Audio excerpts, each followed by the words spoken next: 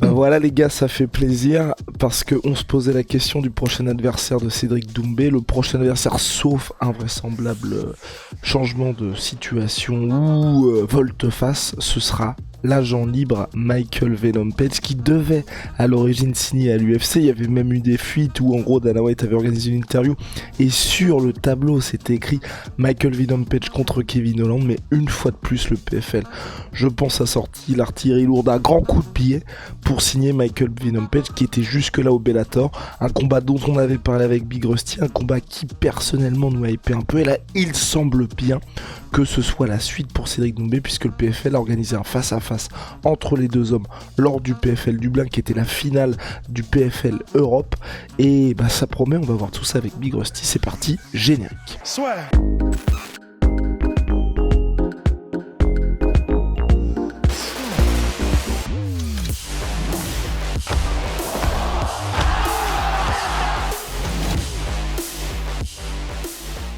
Alors Big Rusty, Michael Venom Page contre Cédric Doumbé, est-ce que toi ça te hype? Est-ce que tu te dis il y a du suspense? Est-ce que c'est finalement ce que tu souhaitais pour Cédric? Je suis moyennement hypé, en fait.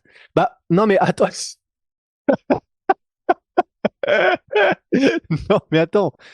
En gros, la raison, c'est juste que Michael Venom Page, en fait, la raison pour laquelle je suis hypé, donc le verre à moitié plein, c'est que ça va être vraiment du champagne, du MMA champagne, dans le sens où l'avant-combat, ils vont y aller de leurs vidéos, de leur trash talk. Ce sera probablement bon enfant, mais parce qu'on rappelle, Michael Venom Page, c'est quand même un gars qui, après avoir explosé le crâne de Evangelista Santos, l'avait capturé avec une Pokéball dans la cage. C'est le gars qui, après des chaos de l'espace, Algan Thanos, il est très fort pour créer des moments viraux, pour créer des vidéos virales, faire le buzz, etc. Il est très fort. C'est c'est vraiment ce qu'ils ont en commun avec Cédric Doumbé, c'est ils sont capables de vraiment créer des gimmicks et de créer des choses qui feront le tour du monde par leur performance dans la cage et par ce qu'ils font à côté. Et c'est pour ça que ça risque d'être vraiment un combat marrant, en fait, un combat où on va se marrer avant, probablement pendant et après, parce que en termes de compétences sportives, Michael Venom Page, c'est un gars qui, avant d'arriver en MMA, c'était un prodige du kickboxing, mais un peu à la Raymond Daniels, à la Steven Wonderboy Thompson, c'est-à-dire en fait il a fait ses armes sur un circuit de kickboxing, et je crois que c'était en grande partie l'organisation de Chuck Norris, et en fait c'est du kickboxing mais un peu à la mode karaté, c'est-à-dire avec les mains très basses, presque des mouvements un peu de mi-taekwondoka, mi-karatéka, enfin voilà, un peu comme donc Raymond Daniels, donc Michael Venom Page et Steven Wonderboy Thompson, et c'est des gars qui ont un coup d'œil, un timing, une rapidité, des déplacements absolument hallucinants par rapport même aux combattants professionnels de manière générale. Et, et c'est pour ça que voilà, c'est toujours quand Michael Venom Page vient pour faire du spectacle, et généralement c'est le cas, ça fait donc des combats très intéressants. Et là où c'est cool, c'est qu'on a donc un prodige du kickboxing qui a fait sa transition vers le MMA, la personne de Michael Venom Page, contre, c'est même plus un prodige, c'est le meilleur de sa génération en kickboxing tout court, qui est Cédric Doumbé. Donc voilà, sportivement, ça va être marrant. À côté du combat, ça va être marrant. C'est juste que je pense que Cédric va le tuer, en fait, quoi. Wow, ok, parce que justement, moi, ce que je trouvais bien avec ce combat-là, c'est qu'on était toujours dans la montée en puissance pour Cédric Doumbé. Je pense qu'il a toujours pas le niveau pour être, et quand je dis ça, c'est pas du tout définitif, hein. C'est juste que, comme vous le voyez à l'UFC ou dans d'autres ligues, vous allez pas mettre directement le gars face à un tueur à gage au sol. Et moi, ce que je trouvais bien avec Michael Venom Page, c'est quelqu'un qui, debout, va présenter un vrai challenge à Cédric Doumbé, mais en même temps quelqu'un, la personne de Michael Venom Page, qui, certes, on l'a déjà vu perdre au Bellator, mais il a affronté des vrais gars dans l'organisation. Et donc forcément, il a cette expérience aussi du sol, et on va dire c'est un athlète qui est un peu plus... Comment ? C'est un gars qui est dans le domaine de prédilection de Cédric Doumbé, mais qui a cette expérience du MMA au plus haut niveau.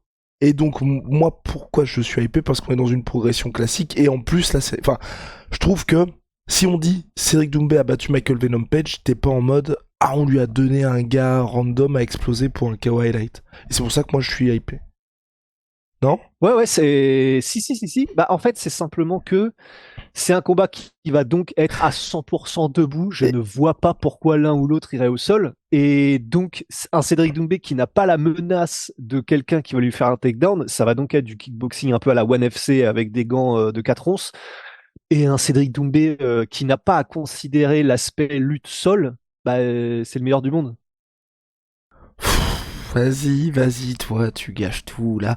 En plus, moi, j'étais d'autant plus hypé parce que honnêtement, Big Rusty, aussi, dans l'avant-combat, combien est-ce qu'il y a de mecs à l'international qui peuvent, on va dire, faire quasi jeu égal avec Cédric Doumbé? En pur pied-point. Ouais, non, dans l'avant-combat, dans le sens, dans toute la promo, tout ça, je pense qu'on peut vraiment être dans quelque chose de Tu veux marrant. pas te racler la gorge, toi? Ben non, mais c'est que c'est même pas, je peux même pas la racler, là, je n'ai plus rien, là. Ah merde. Ah oui, là, c'est terrible. Euh, Bah, pardon, c'était quoi ta question? Excuse-moi. Dans le sens l'avant-combat. L'avant-combat, ça va tellement Ah, être. ouais, ouais. Non, non, ça va être quelque chose, effectivement. Ça va être quelque chose. Non, non, mais Regardez-le, bah c'est en tout pour ça cas qu'ils voilà, le ça vous font. permet de voir les dessous de la sueur. Il est payé par l'UFC les gars. Depuis le début, j'essaie de vous le dire, il est payé tous les mois. Tous les mois, il reçoit 15 000 balles de Dana White Ah, t'imagines, pour chier putain. sur la concurrence. Mais bon, Mais moi, non, mais mon parce que c'est un côté, combat. hein, En fait, PFL, n'hésitez pas, hein. Oui, vas-y. oui, mais en fait, c'est ça. Parmi là, les choix qu'on a là tout de suite à l'heure H, au moment M, à la seconde S, bah oui, c'est en vrai, je suis content. Bah déjà parce que Cédric Doumbé va combattre, enfin combat, enfin c'est con, tu vois, mais juste garder un petit peu un rythme de combat et ça c'est quand même cool. Donc je suis content juste parce qu'on va revoir Cédric dans la cage. Je suis content parce que c'est un combat qui va faire parler même à l'international. Donc en fait c'est un peu le meilleur de tous les mondes.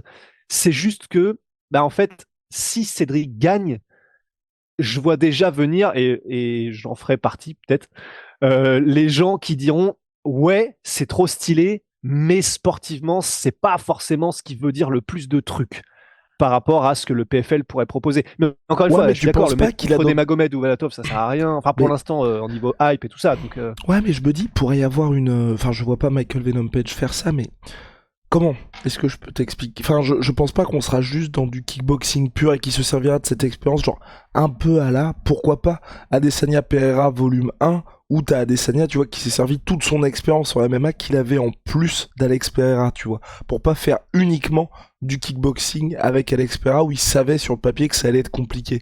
Et c'est là où moi je trouve que c'est assez intéressant, c'est qu'on est dans une progression sportive pour Cédric Doumbé et en même temps face à un mec, enfin je veux dire, c'est ce qu'il a dit, hein, Michael Venom oui, Page. c'est Moi vrai. aussi, j'ai déjà mis des KO en moins de 9 secondes.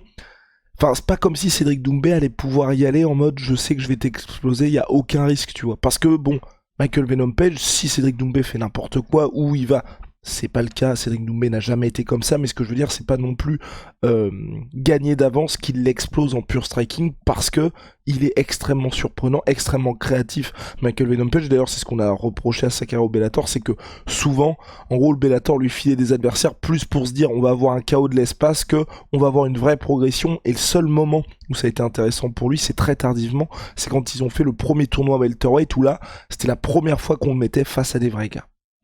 Ouais, il avait affronté Douglas Lima. La première fois contre Douglas Lima, il s'était fait Ouais, sécher, mais mais il d'abord avait il avait pris sa battu Paul revanche Daly. ensuite. D'abord il avait eu la Ah ouais, putain, victoire mais au cours d'un combat, dégueulasse. Et ouais, c'était horrible parce que horrible. Big Mais à Rusty cause de Paul, hein. qui adore Paul Daly, Semtex qu'on Ouais, avait interviewé d'ailleurs tard l'époque et ouais. ouais, combat horrible et en plus ça avait été terrible parce que les deux s'étaient tellement cherchés dans l'avant-combat, on s'attendait vraiment à Ouais. une dinguerie et finalement ouais. Ah non, c'était horrible de chez horrible, mais il a quand même donc une victoire sur Paul Daly, une victoire dans sa revanche contre Douglas Lima, qui sont des vrais noms dans le MMA. Non, mais en fait, en soi, c'est vrai que tu as raison. Je suis trop dur parce que c'est vrai que c'est une vraie progression. Et ça, j'ai eu les yeux plus gros que le ventre un petit peu parce que du coup, forcément, on pense. Bah, en fait, finalement, Voilà, c'est là où on se voilà, fait. quel adversaire t'aurais voulu? C'est peut-être ça, j'aurais peut-être dû Bah, commencer par ça. bah, c'est vrai que si on avait pu, mais bon, bah, du coup, c'est chaud, tu vois, mais bah, Nate Diaz, mais c'est compliqué. Et puis, bon, bah voilà, Nate Diaz n'a pas d'intérêt à combattre Cédric Doumbé. Jorge Masvidal, pareil, ça aurait été stylé, mais bon, là, c'est pareil, c'est des trop gros chiffres et Masvidal n'a pas d'intérêt à combattre Cédric Doumbé. Bah, il y avait Pettis et en fait, à choisir entre Pettis et Page, Je trouve comme que Page Pettis, c'est mieux, hein. Bah, en fait, ouais. En fait, c'est vrai que ce que j'étais en train de me dire, Pettis, il a quand même le tampon ancien champion UFC et que pourra toujours ensuite utiliser Cédric en mode bah, j'ai battu un ancien champion UFC. Mais c'est vrai que même si c'est cruel, là tout de suite, c'est vrai que probablement que Michael Venom Page, c'est une victoire qui veut un peu plus en dire sur le niveau que Anthony Pettis, qui j'ai l'impression a un petit peu lâché le game. Bah, c'est exactement ça, là j'étais en train de regarder, déjà Anthony Pettis c'est 0 victoire au PFL, et Anthony Pettis sur ses 1, 2, 3, 4, 5, 6, 7, 8, 9, sur ses 9 derniers combats, c'est 3 victoires, 6 défaites. Ouais. C'est un peu ça le problème. Donc moi non, je trouve que dans les options c'est stylé, et puis ça montre aussi l'importance de Cédric Doumbé, c'est je veux dire, vous signez Michael Venom Page qui était courtisé également par l'UFC, et direct ils le mettent face à vous, ça veut vraiment dire que le PFL se dit on a une star en la personne de Cédric Doumbé. Non, mais en fait, t'as raison. T'as raison. En fait, t'as raison parce que ce qui fait que j'étais à moitié hypé, c'est parce que bah voilà, c'est pas l'élite de l'élite mondiale, même si c'est un très bon combattant Michael Van Belge. Mais en fait, c'est vrai que t'as raison. Si on le voit avec la lorgnette de bah oui, mais qui d'autre? Bah en fait, c'est vrai. Il y a bah, là tout de suite, soit on le met contre un mec qui est un tueur à gages mais que personne connaît, soit on le met contre un Michael Venom Page. Donc c'est vrai qu'à choisir, c'est probablement mieux. Et surtout Big Rusty, ce que je kiffe avec ce combat-là, c'est que du côté du PFL, bah c'est 50-50, dans le sens où à mon avis ils ont dû raquer pour signer Michael Venom Page, et donc que c'est un investissement pour eux, tout comme Cédric Doumbé est un investissement pour eux, mais je pense que donc Cédric Doumbé là ça y est, il a passé la trentaine, il est toujours dans son prime, hein, MVP il a 36 ans, mais il n'y a pas vraiment de signe de déclin apparent, mais dans le sens je pense que le PFL ils sont vraiment en train de se dire voilà, on a les deux gros gars qui peuvent vendre énormément en termes de trash talking, peu importe qui gagne de notre côté, tu vois. Et c'est là aussi que Ouais, j'aime bien le fait qu'il fasse ce combat-là et qu'il le fasse ouais, maintenant. ouais. Qui est pas un délire de, comme l'avait fait par exemple le Bellator, quand il y avait fait Anthony Johnson et Yoel Romero, où les deux ont commencé par des combats contre des no-name, et ensuite tout le monde était en mode bon, ils vont enfin faire ce combat, malheureusement on l'a jamais eu. Là, voilà, il y a l'opportunité de faire le combat que tout le monde attend, ils le font direct, je dis merci. Birosti, est-ce qu'on a terminé sur MVP contre Cédric Doumbé? Bah, T'avais un on truc a à... terminé. Juste un truc qu'on peut rajouter qui est quand même assez intéressant, c'est quand même intéressant de se dire que il y avait marqué sur le truc derrière Dana White dans la carte de l'UFC Michael Venom Page contre Kevin Holland. Donc ça veut dire qu'il y avait des négociations avec l'UFC qui étaient en cours. On ne sait pas, hein, rien n'est signé là pour l'instant. Enfin, j'ai l'impression, même s'il y a eu marqué là au PFL Fight in the Making, donc on est en train de faire le combat.